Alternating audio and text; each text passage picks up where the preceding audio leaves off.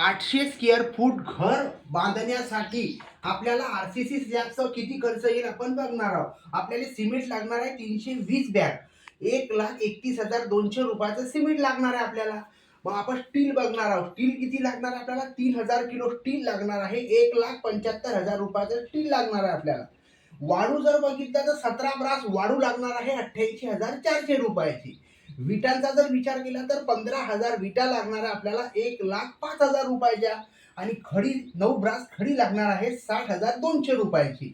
मजुरीचा जर विचार केला तर 350 रुपये पर स्क्वेअर फूटच्या हिशोबाने आपण ही मजुरी घेतलेली आहे। म्हणजे 2,80,000 रुपये आपल्याला मजुरी लागणार आहे।